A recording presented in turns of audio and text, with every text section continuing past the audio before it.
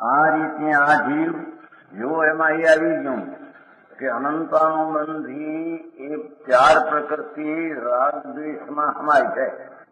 અનંતાનુબંધીનો ક્રોધમાં, દ્વેષમાં, માયાના લોભ રાગમાં. તો જેટલો એ ગયો એટલો અહીંયા રાગ દ્વેષ ગયો.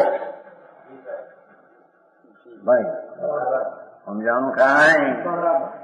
અને જેટલો રાગ દ્વેષ ગયો એટલી સ્વરૂપની સ્થિરતા થઈ. એનું નામ સ્વરૂપ આચરણ નામનું ચારિત્ર ચોથે ગુંઠાને હોય. બરાબર. ગુજરાત નહીં બધા સકારા પ્રયત્ન માંધા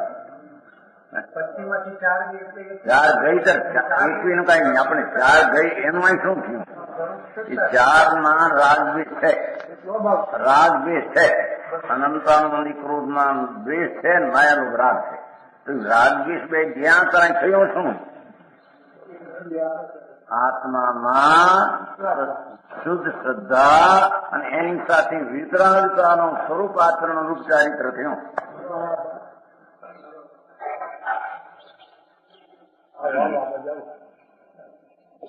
કેમ વાર લાગી? હું કેમ થાય? હવે પછી આડું 2 મિનિટ થઈ ગઈ. હે સાતા સૂર્યા મેં સરખાય ઊંડું ભાગવા એટલે ઠીક બતાવ કરતા.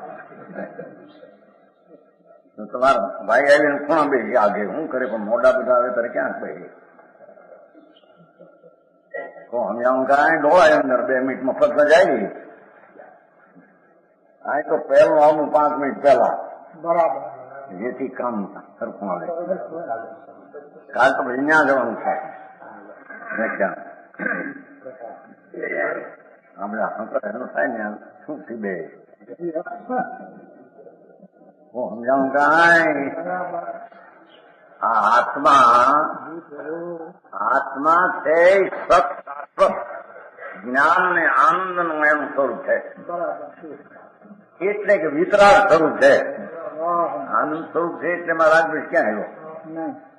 ભગવાન આત્માનું મૂળ સ્વરૂપ તો વિતરાગ નિર્દોષ આનંદ સ્વરૂપ છે. વિતરાગ આનંદ સ્વરૂપ છે.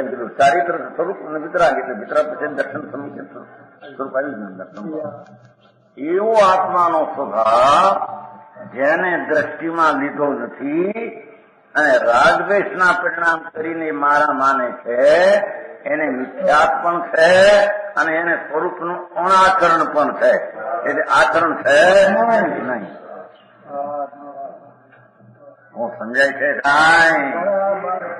અને જેને આત્મા જ્ઞાનાનંદ શુદ્ધ આનંદ વિતરાગ સ્વરૂપ છે એવી સ્વસન્મુખની દ્રષ્ટિ કરી અને સ્વરૂપમાં સ્થિરતારૂપ અંશ પ્રગટ કર્યો, એને સમ્યક દર્શન છે અને સ્વરૂપ આચરણ ચારિત્ર છે કે જે મોક્ષનું કારણ છે.